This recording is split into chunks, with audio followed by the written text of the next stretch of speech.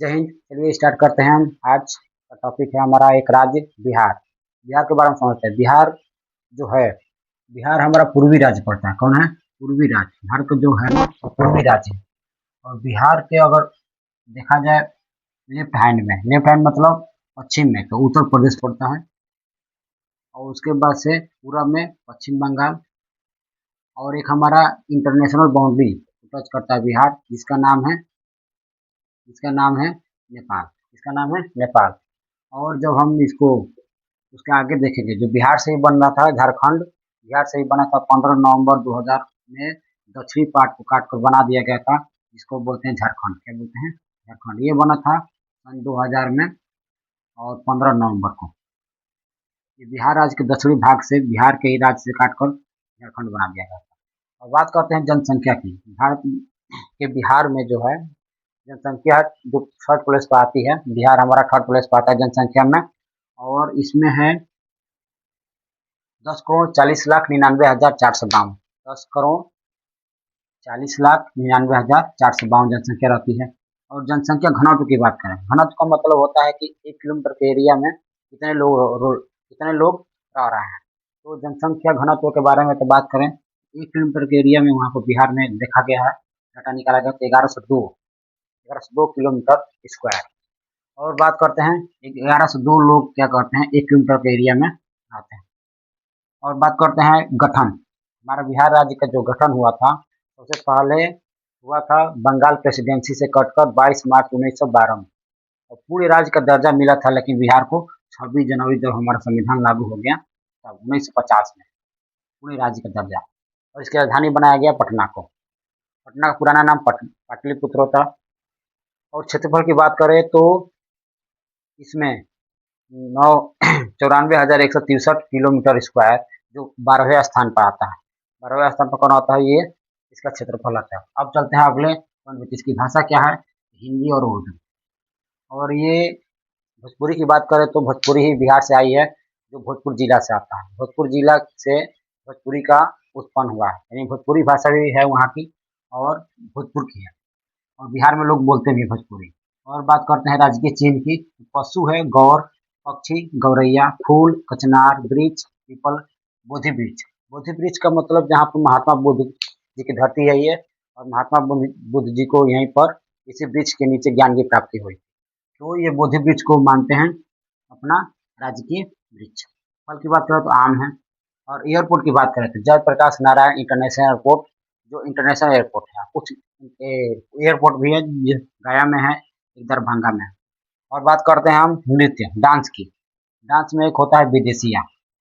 इसके जो जनक है ना, वो है भिखारी ठाकुर। भिखारी ठाकुर यानी विदेशिया डांस को किए थे पहले शुरू में। उसके बाद से फगुआ नृत्य, जो होली के टाइम पे होता है। कब होता है? होली जब आती है फगुआ नृत्य होता है। जट जाटनी नृत्य होता है। जट जाटनी नृत्य मतलब कि कपल्स डांस करते हैं, मतलब पति पत्नी एक साथ क्या करते हैं, इसमें डांस करते हैं। उसके बाद झिंझिया, झिंझिया नृत्य ये बारिश के मौसम में होता है। और उसके बाद से सोहर, सोहर जब बच्चों का जन्म होता है उस समय सोहार सोहार डांस किया जाता है। और बात करते हैं कजरी। कजरी क्या है? ये बारिश के मौसम में डांस डांस किया जाता है। और झूमर। और मेलों की बात करें तो सबसे बड़ा त्योहार जो अभी फिलहाल में बीता, छठ पूजा, आस्था का पर्व। इसमें भगवान सूर्य की पूजा की जाती है। और ये कार्तिक महीने के षष्ठी, यानी षष्ठी के दिन, यानी पूर्णिमा के, जो पूर्णिमा होता है उससे पहले, पूर्णिमा से पहले छठ पूजा हो किया जाता है, और भगवान सूर्य की पूजा की जाती है। इसमें एक होता है जितिया, अपने पुत्र के लिए माँ, जो माता होती है वो क्या करती है, जन्म आयु को बढ़ाने के लिए जितिया व्रत करती है। और बात करते हैं तो ये बिहार में होता है वहाँ पर व्रत। शाम चकेवा, बिहुला, जो मनसा देवी के पूजा की जाती है यहाँ पर, मनसा देवी, बिहुला। उसके बाद से पाटलिपुत्र नाट्य महोत्सव, ये फेमस है क्योंकि बहुत दिनों से हो रहा है, 1985 में। ये कहाँ होता है? तो कालिदास रंगालय है पटना में, यहीं पर क्या होता है, ये डांस होता है।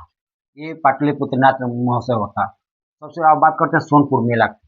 सोनपुर मेला है, वो एशिया का सबसे बड़ा मेला है, और लेकिन पशु वाला है। पशुओं की मेला सबसे बड़ा अगर बात करें तो सोनपुर मेला, यह भी कार्तिक महीने में लगता है, और पूर्णिमा के टाइम पर लगता है। नवंबर दिसंबर में लगता है, और कार्तिक पूर्णिमा के टाइम पर लगता है। कब लगता है? कार्तिक पूर्णिमा के दिन ये मेला लगता है। और बात करते हैं पितृपक्ष मेला। पितृपक्ष मेला मतलब गया। इसमें देश विदेश से लोग यहाँ पर आते हैं और ये मानते हैं कि अपने हम पितरों को यहाँ पर पिंड दान करेंगे तो आत्मा को शांति मिलेगी। तो इसलिए यहाँ देश विदेश से लोग आते हैं और इस भूमि को पवित्र भी माना गया है। ये भूमि को क्या माना गया है? गया को भूमि को पवित्र भी माना गया। और उसके बाद बात करते हैं सौराठ मेला। सौराठ मेला क्या है? मधुबनी में होता है, जो दुल्हों का मेला कहलाता है। यहाँ पर किसी भी